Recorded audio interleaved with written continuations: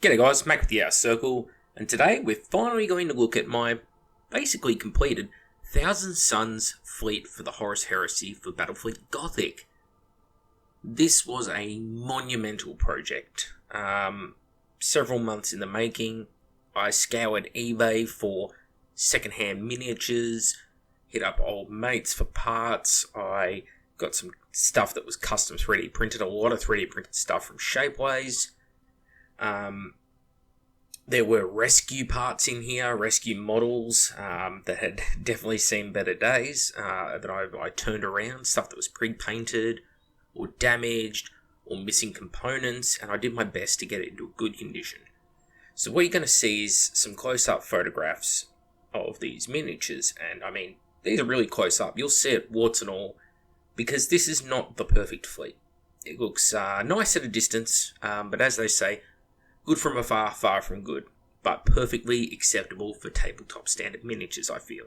So feel free to critique the hell out of my work, I honestly don't mind. I'm a big proponent of, if you show your stuff on the internet, prepare to cop some criticism. So anyway, with that in mind, we're going to go through unit by unit, have a quick look at them, and then we'll highlight some sort of special stuff at the end there, some little details I want to point out that I've added along the way to help tell the story of the fleet. And hopefully you enjoy the episode. So, first things first, what we have here are the Legion transports. I'm a big proponent of the fleet auxiliaries. I have a couple of super heavy transports coming, which I haven't got in the video because unfortunately they just haven't arrived yet. It's taking months to get some of this stuff shipped to me, unfortunately, thanks to the Comic-Off. Things like a fleet, any military protracted campaign needs huge amounts of logistics, and so with logistics being something that fleets should have, I felt it important to include things like repair tenders and auxiliary vessels. And there's also campaign missions you can play, which include things like defending your transports from the enemy. That's where these ships come in. We have fuel tankers, ammo transporters, troop transporters, freight in general, all that kind of stuff. That's what these ships are, and that's what they represent on the tabletop. As for them being viable combat vessels, they are not. These things have, I think, one shield and one hull point, and firepower may as well not exist. They are completely useless. That's the job of your fleet to defend them. And they're a great little backbone. I think they really bring out the fleets having these things there, and they add that little bit of extra detail to your fleet. Here we have the Legion monitors. Now, monitors are a funny thing. You don't see a lot of them. Monitors have a lot of firepower, despite being a small escort. You can see from the images, they have a lot of guns, all little gun barrels picked out in silver there. Torpedoes, lance batteries, whatever. Monitors are brutally strong, but for an escort, incredibly slow. In fact, they're as slow as battleships, which is to say, terribly slow.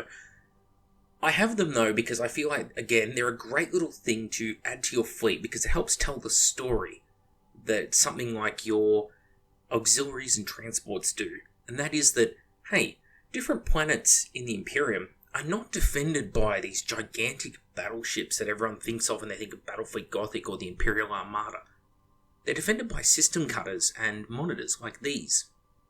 These ships are small, but well armed, and slow, but it's because they don't need to go anywhere. They linger around your planet in orbit and respond to threats as appropriate, and they just sort of flit about in your system, going from one planet to another in the same solar system, just reinforcing as required and doing general anti-piracy patrols or protection patrols, much like how modern militaries use patrol boats and Coast Guard to do that very thing around our shores today.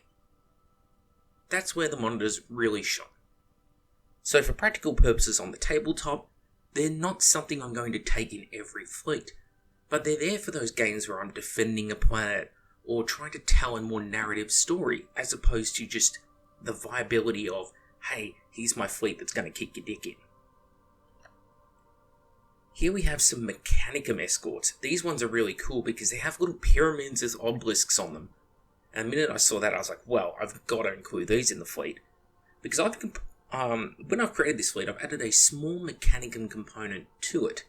The idea of the Mechanicum component is that here we have a set of vessels that, again, fulfills that auxiliary role. They're helping to support the Thousand Suns fleet's war-making capacity. Because you think about it, these ships need ammunition, they need fuel, they need new manpower, they need munitions. The Mechanicum of Zauerkard, the allied forge world to the Thousand Suns, is providing that. So again, when I play campaigns, I have Zauerkard ships that I can intersperse amongst the Thousand Suns fleet in order to help further that story and build that narrative. With these ships, I went for golden decals over the white ones because I felt the gold really contrasted nicely without being too strong a contrast with the black, well, it's actually a dark teal grey hull. And of course the pyramid on the back just, wow, sold. Pyramids are great if you ask a Thousand Suns player, so it works for me. Alright, for the main escorts of the fleet, I've gone for marine escorts. Marine escorts are a little bit hardier than their Imperial ones, but you pay a points premium for it. I've picked 3 Nova escorts here. Nova escorts are a Lancer and support frigate. They don't have a heap of turrets. Their main asset is the fact that they have these powerful lance battery in the front of them, and Lancers can do a lot of damage to your enemies. Overall though, they're a very, very glass cannon type unit. And you pay a points premium for them because they're a marine escort. But I thought for the Thousand Suns, especially with the little winglets on the side, the ability to put Legion iconography on them, just to help tie the themes of the Force together, it's great, and these are fantastic 3D prints. Here we have my Gladius frigates. The Gladius frigates I chose because they're a more traditional frigate. They're just all about firepower, and they also have 2 defensive batteries, or turrets. Turrets are key to shooting down enemy fighter craft, and I feel that any balanced fleet should have a variety of escorts. Just like in real militaries, there may be giant armadas that go to war, but every time you see something like a US aircraft carrier, have a look at the kind of ships that are around it. Destroyers, frigates, cruisers, all these different vessels surround these capital ships, and it's the same in this environment. And the thing is, sure, these may be weak vessels that are easily destroyed by concentrated firepower, but you've got to remember that those big ships themselves are fragile if they didn't have these guys acting as their shields, essentially. These ships fly about close in proximity to the larger warships, shoot down the enemy fighters and torpedoes and stuff like that, protecting the big ships. And you've also got to remember, when it comes to huge campaigns, it's the escorts and the light cruisers that really make up the workhorses of the fleet. Because the big cruisers and battle cruisers, they're the big frontline units, and we can only have built those in such numbers. It's really stressed that the main capital ships of the fleets, most fleets like Thousand Suns, only have 40 or, well, in fact, I think there was 28 vessels in the main expeditionary fleet of the Thousand Suns. It's not a huge amount of large vessels. And there is so much space to patrol and different worlds to check in on. That's where these light ships and escorts really come into their own. So again, it's helping to further that narrative and that story. Now we have a single Zauerkard ship. This is the one I will mainly include with the 3 Zau escorts. There will also be some Zau transports coming later. But this one's a light cruiser, and I've gone for Lancers because I felt that a world like Zau and the Thousand Suns, they're into that type of technology which is not conventional. As in, you have a choice. Do you fire a gun at someone, or do you use mind powers? Well, they would choose to use mind powers. And further to that, if they have a choice between firing conventional weaponry like giant macro cannons or plasma batteries, the Thousand Suns will pick something like las cannons, or, in this case, giant lance batteries. And so that's what I've chosen here. I like to think of the fleet as using a lot of lancers, as well as the traditional bombardment cannons and such that a marine fleet would have. And so this escort embodies that by being a Mechanicum vessel equipped with the finest in lance technology. The little red accents are not for Mars, they're actually part of the Zauerkard colour scheme, which is actually a red and black.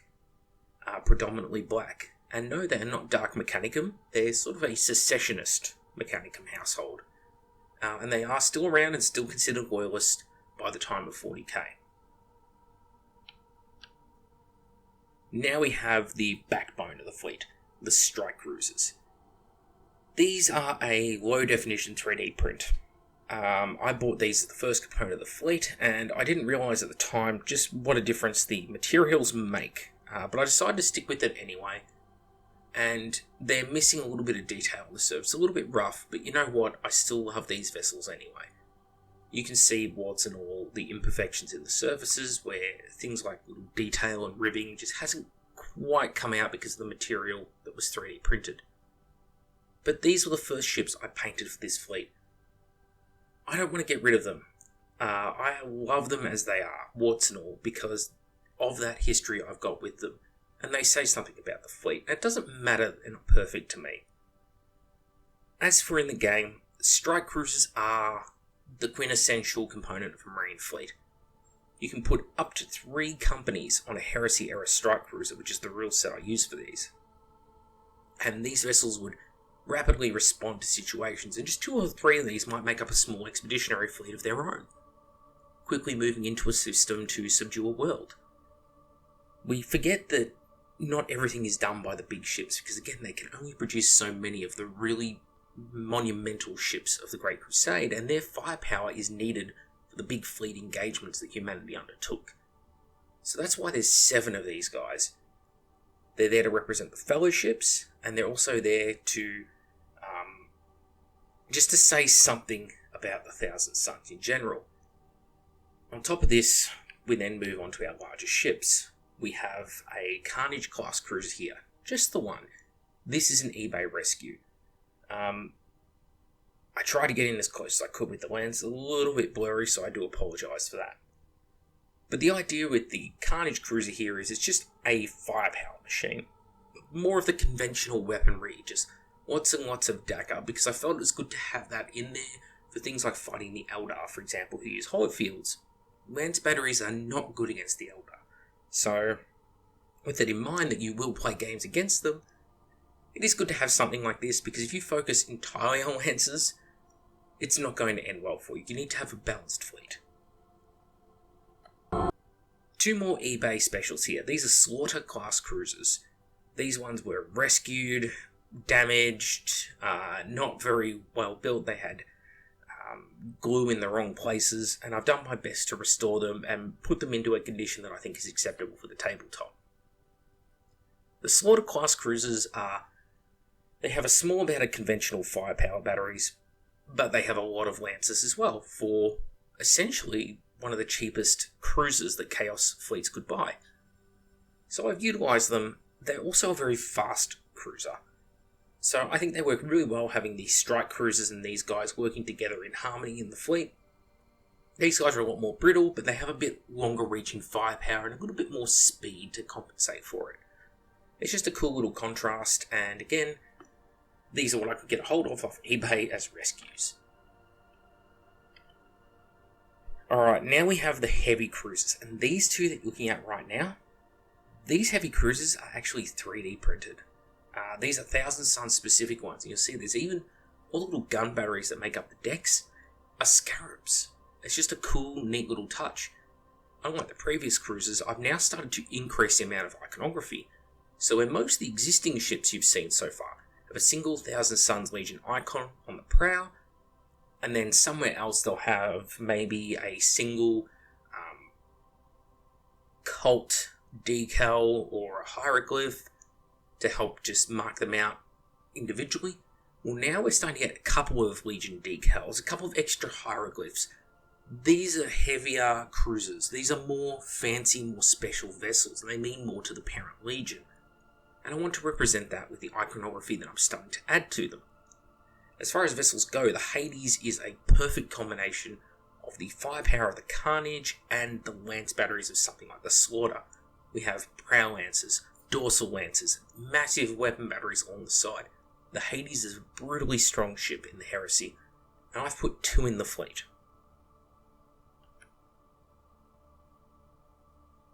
This vessel here is a Space Wolves vessel. And it's a long story, but a long time back, I think about 2014, maybe 2015, I'd started construction on my Thousand Suns, and I was playing a Zone Mortalis campaign. And as part of that campaign, my Thousand Suns actually won their Zone Mortalis matches against a Space Wolf player and successfully captured their ship. And I thought a great way to speak back to that campaign would be to include this Space Wolf ship in my fleet. So I've done it. I've painted the ship in Space Wolf's colours, put Thousand Suns decals onto it, and then included it in the fleet. It's not a ship I would use very often. I would use it as a Charybdis class Grand Cruiser. It's just a really neat little piece of tying my fluff together with my Legion, and something that I can show to people when they're curious, about some of the backstory of what are the battles my Legion participated in. And again, it adds that little bit of detail, because all the time throughout naval history, people would capture one another's ships. Even battles, especially in battles in the Age of Sail, the amount of ships that were captured actually would often exceed the amount of ships that were sunk in battles. And so it's great to include a bit of that history into this fleet. Here we have the odd ship out in the list. It's an odd ship out because this is an original white metal Grand Cruiser, repulsive Grand Cruiser. I decided with this ship to get rid of all the chaos iconography. So the ones on the prow have been plated over with some etched brass. And up on top of the bridge there, I folded it completely flat and then put a Legion numeral onto it. Because this ship's a bit of an odd one out and starting to represent the heavier capital ships of the Legion, I started to add a lot more detail to it with things like the decals. So you can see a bunch of cartouches running along the rear half of the hull there, where I've added all these little hieroglyphs in order to just make the ship pop out that little bit more and catch people's eye when they look at it. Also, this ship weighs an absolute ton because it's made of white metal. Was given to me by friend Colin, and I really appreciate it because it was one of the early ships I got and really helped start to establish the look of what I can do with this fleet when I was experimenting early on. Alright, this ship here is the odd one out for the Mechanicum part. I bought an Emperor-class battleship kit off eBay. Turns out it was a recast, not a original metal one like I thought it was, and it's got all kinds of warping and problems with the sculpt. Because it was a poor quality recast. If you look at the engines at the back, you can see the engines, they flare out a little bit, they have a slight twist to some of them. Down at the nose of the vessel, there's strange curves and bows happening. I tried my best to make it fit into the fleet. I added on these interesting little ears on the front of on the prow of the ship, on the head that forms the prow of the ship, which are hieroglyphic sort of style thing, as well as some decals, and it's meant to represent this arc, the golden scarab, but I'm not a huge fan of the ship because of the fact that it was a recast, especially because I didn't know it was a recast. That really irked me. But I've made the most of it, and you know what, I don't hate it. It's just not a ship I'm probably ever going to get out and actually run on the tabletop. Maybe as an objective in a campaign or something, but I'm not happy enough with the quality of the ship. Now we get to one of my more special ships. This is a custom battleship that's meant to represent the sort of pinnacle of the Thousand Suns ships, and I wrote all this fluff for it, which I think is pretty cool. Essentially, it's a psionic battle barge. The Thousand Suns had a thing in their Titans and in their warships, which is called the Black Iron Core. And the Black Iron Core was basically an improved machine spirit. What it did was it would actually take on the memories, the tactical memories of different people who commanded that particular vessel or Titan, and essentially store them so that the next person who came on could draw upon those memories and tactical expertise themselves. Kind of like the Farsight engrams or something with the Tau. And so that's what's going on here. This ship was in my personal fluff, the last vessel to be constructed for the Thousand Suns before the time of the Horus Heresy, and is the pinnacle of what could have been achieved with human vessels, because it's using this technology on a massive scale. Thousand Suns vessels notoriously don't use a lot of space marines. They use a lot of spy guard, human auxiliaries, solar auxilia, elite regiments of humans. Thousand Suns are precious, and they're used as the vessel's captains, and because they're psychers, they're able to do a lot of stuff that other captains in other fleets can't do. They can communicate directly with their navigators. They can understand what's going on intimately within the crew and issue orders mentally.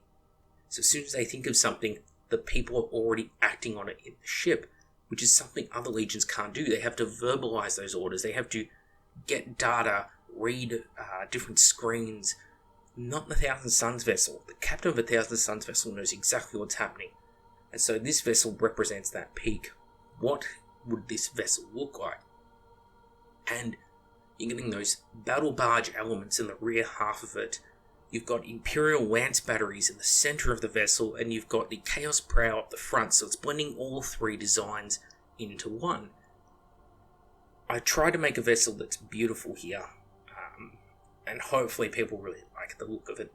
It's got bombardment cannons for those planetary assaults, but it's also got a lot of lance batteries on the sides too, because of that long-range firepower, but the front is all about gun batteries and torpedoes. It's just a great all-rounder design of a battleship to me. Here we have the 3 battle barges of the fleet, and these are Heresy-era battle barges. Now, these Heresy battle barges, I've slightly modified them. Originally, they had these big antennae that stuck out the sides of the rear fins, and you can see this weird framework on the rearmost of these cruisers that's on the prow fins. And I wasn't a huge fan of that, and the more I looked at these ships, I started to notice they were too different to the rest of the fleet and the smooth lines of it. So I went in and I sanded off all these fins. In fact, on the one on the bottom right, I completely removed the fins, made new ones out of plastic card, bent them, glued them, and attached them to the vessel. I then decided to show some of the fanciest side of the Legion off here by adding pyramids to the ships, decals, marbling as if they've got giant slabs of white and green marble on the sides of them, and some really nice decals. These are the Heresy-era battle barges of my fleet. In the future, maybe I'll update them, get a really nice resin 3D print, because again, these are one of the first vessels I added to the fleet, and they're really low quality 3D print. But for the purposes of a tabletop game, they really help sell the fleet, I think, and show the different vessels and their different roles within it. Here we have the Legion flagship, the Photep, a Gloriana-class battleship, and this thing is huge. It could have been printed at a bigger size. The size I chose for it, though, it's essentially what is viable still on the tabletop, because it comes to a point where something on a 60mm base, or I could put on maybe a 100mm base even, it's starting to get too big or too impractical. You need to scale things back a little. And I think this is right on that balance point. I think it's about 17 centimeters long. So, say 7, 8 inches, something in that area. This vessel is big. The whole point of this ship, though, is I haven't gone heavy on, say, launch bays, because Thousand Suns are not a legion that launches a ton of fighters and fighters and dreadclaws and stuff like that. We have them, yes. We use them, yes. And this fleet has and uses a lot of Thunderhawks and dreadclaws, as you'll see. But I wanted the emphasis here to be on firepower. This ship has a lot of lance batteries. There are 4 sets of 4 weapons batteries on each side, but on the underside of each side is also 2 lance batteries. So harking back to that Psionic battle barge, on the prow of the vessel there are lance batteries, and there's also a Oribus, the Legion icon, with a big glowing green gem in the center of it, and that's off the Assyrian Dreadnought.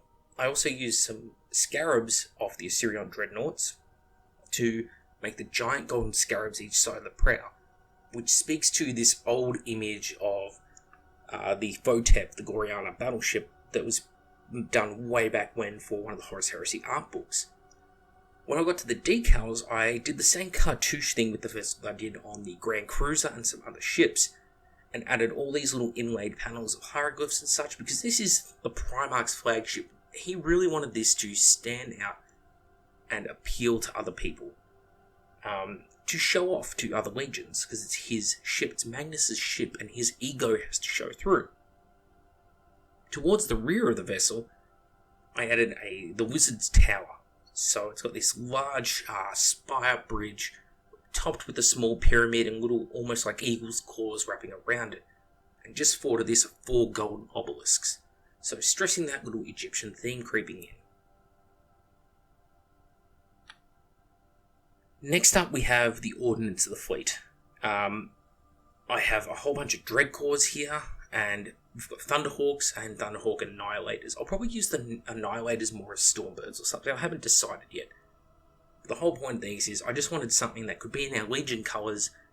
They're really low to the ground. They're not up on stems. These are nice little icons to move around the tabletop, and they look beautiful for gameplay purposes. Other than that, this is probably more than I'll launch in any turn with the fleet, but I've got them in case I want to use them.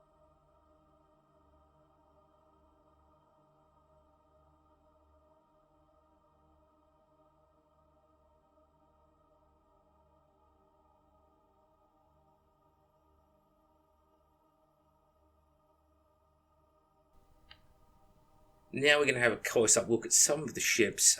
For example, on this Hades class heavy cruiser here, you can see all the little scarabs that make up these gun batteries. These golden scarabs, you can see all the little highlights I've done on them, and it's that little bit of extra detail that says, hey, this ship is not just a line cruiser, this is the next step up, and it's just that little bit fancier for it, and those little details I want to show people and pick out.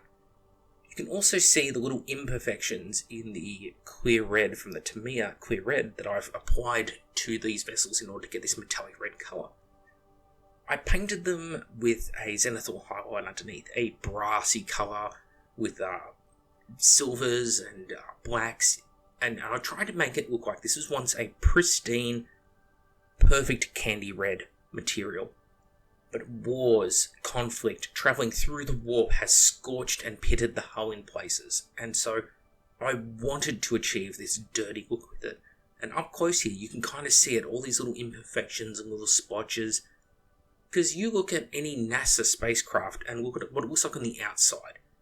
It's getting hit by tiny little micrometeorites, and just space dust and little things that are statically attracted to it over time. I wanted to show that with these ships. So rather than be pristine, the closer up you get, you can see all these little details that are picked out with oil paints and washes. Here you can see some of the cartouches on the rear of the Grand Cruiser. You can also see the sort of oil slicks on the outside of the vessel gathered into the little nooks. Same sort of thing as the last cruiser. I'm trying to represent this dirty, used, charred feel on the fleet. On this Space Wolves captured vessel, you can see it's become a home of the Legion destroyers. It is not a Thousand Suns vessel, it's a vessel we are willing to lose, and so it's a great place to put our destroyers. You can also see, even though this is a really high-end 3D print, you can see the small levels of striations here. As you can see, 3D printing has come a long way, but it's not completely perfect. If you use an even stronger filler primer, you'll lose a little bit of detail on the ship, but you will help fill in those lines. This is the prow of the actual flagship of the standard fleet, the khufu. Not the khufu, sorry, the Tutmos. I named my ships after different Egyptian pharaohs for the capital vessels, and then sort of worked my way down from there with grand cruisers and such, until you get to just sort of Egyptian names in general for the cruisers. And the Tutmos here has a white marbling effect with a nice golden decal on the side. When we move along to the chaplains vessel, this is the Anubis symbol. It's a symbol of the chaplains of the Thousand Suns Legion, and this is the ship where the Legion's dreadnoughts, automata, that kind of thing will be kept. This vessel has the green marbling on it, and you can see just these tiny little particles of dust that were in the air that have settled onto the varnish when this vessel was first made and painted by me. Stuff you don't notice at a distance. Once you get in with a really close macro lens like this, you can see all these little dust particles. These are the sort of imperfections I was talking about. But it works for me, because you think these could be micrometeorites in space that have all impacted on the ship and just embedded into the surface. So it works, and I love the green marble.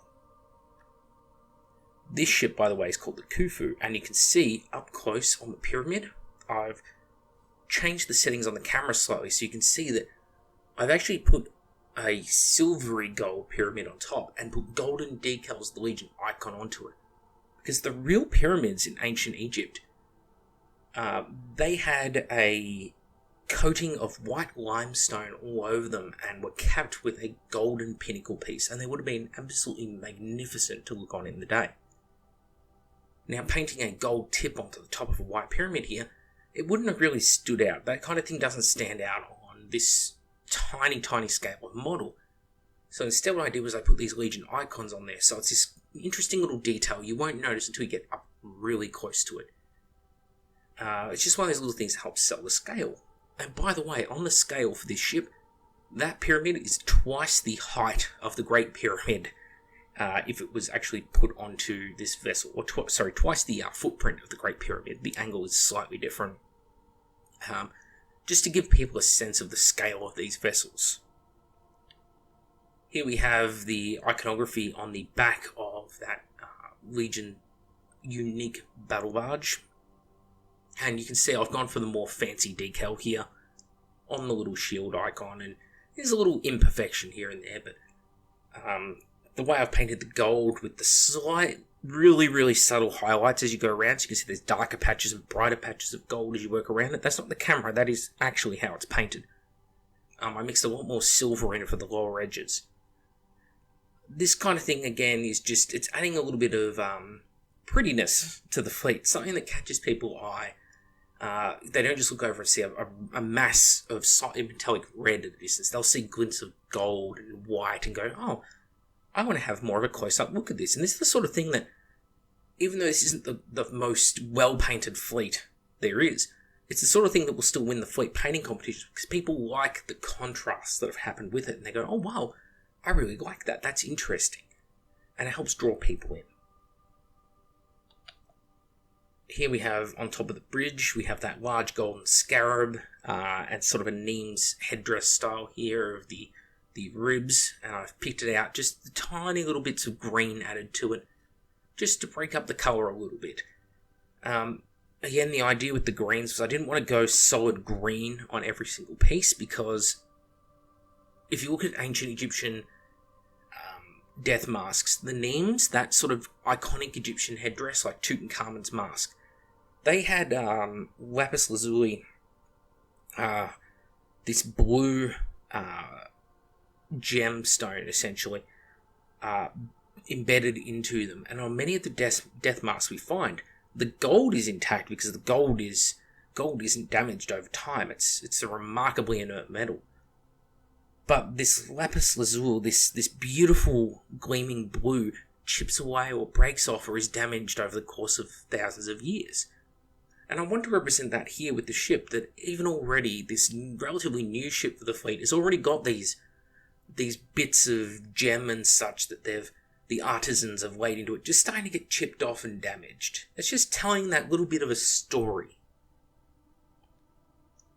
Up close on the flagship here, you can see where the scarab is placed. It's actually a very detailed bit of scarab. Again, this one came off of the Sirion Dreadnought.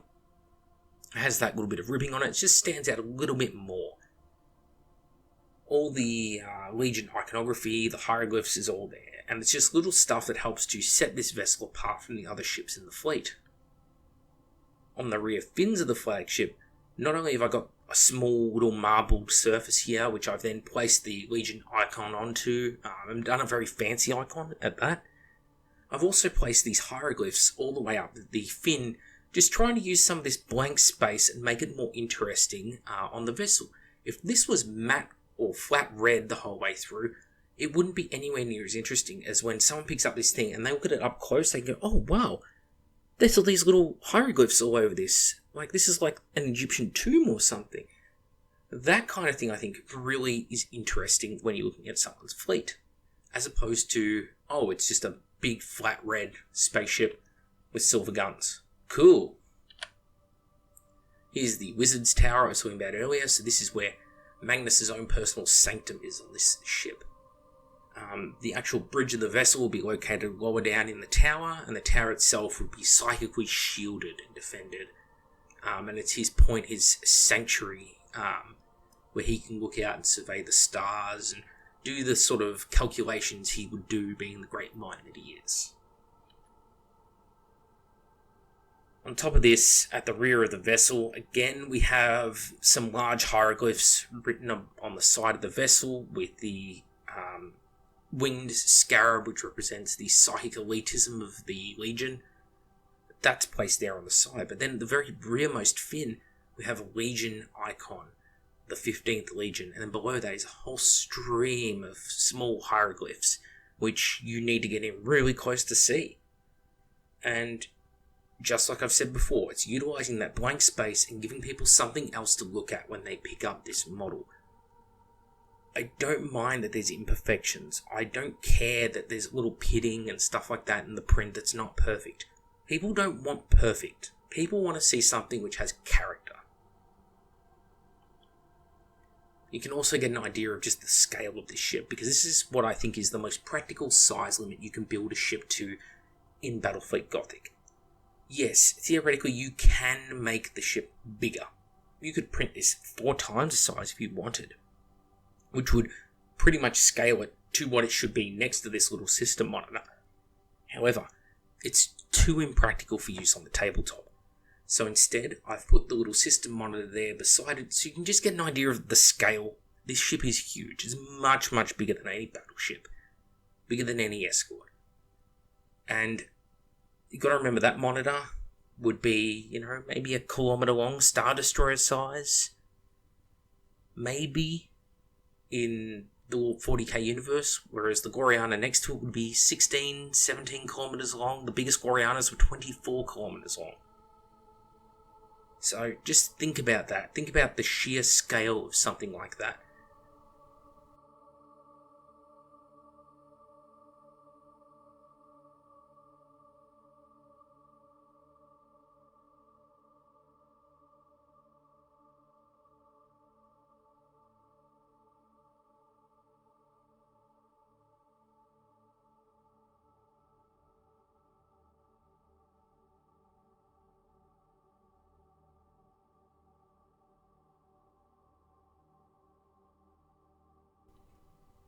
That takes us to the end of the journey. This is the current fleet as we look at it. The Thousand Suns fleet that I've tried to come up with here is, it's big. let's be honest. But it's not too big. This isn't every ship that the Legion had. This is my 4th Fellowship fleet. Even before they released Book 7, I said I'm going to make my Fellowship the 4th Fellowship. It's not one we heard a lot about. When they did release Book 7, they said the 4th Fellowship actually mostly wasn't there at the Burning of Prospero and got away intact. And I thought, great, that syncs up perfectly with my own fan fluff. Because here I have an excuse for why I have this big Legion force that's travelling around the Imperium still. Well, they weren't there. They weren't destroyed at Prospero, like so many others were. And the other thing with the Thousand Suns fleet is the Thousand Suns fleet was not present at the battle at all. Magnus actually sent the entire fleet away with sealed orders prior to the Burning of Prospero. So it's great that I can grab some of these vessels, make them into this fleet with Mechanicum ships, captured space war vessels, utility vessels, little system escorts and monitors, and really try and tell a story and share something with this fleet on the tabletop. And hopefully people, when I play games with them, will come and go, oh man, what a lovely fleet, and really enjoy the experience. Not because I want them to praise my work and go, oh, you did awesome, good on you. No, I want them to go, when we have a game, they can put their fleet down, I can put my fleet down, we can both be proud of the fleets we put on the table, and we know we're playing a beautiful looking game with lovely fleets telling this narrative and story, and it's the sort of stuff that really pulls me into this universe and makes me love this hobby. It's just something you can't really express, you can't describe that feeling of, this is perfect, this is exactly the sort of thing I want out of my hobby, which is playing with lots of cool models against someone else who's using lots of cool models, and we're telling a story as we go, letting our imaginations run wild like little kids. Anyway, I'm back with the Outer Circle. I hope you all enjoyed this episode on my Thousand Suns fleet. Thank you all for watching, and soon I'll be doing one on a Sons of Horus / Iron Warriors fleet. I'll be working on for my friend Colin, the same guy who gave me the Grand Cruiser on the right there. And it'll be similar but different to this. I hope you all enjoy it, and I'll see you all next time.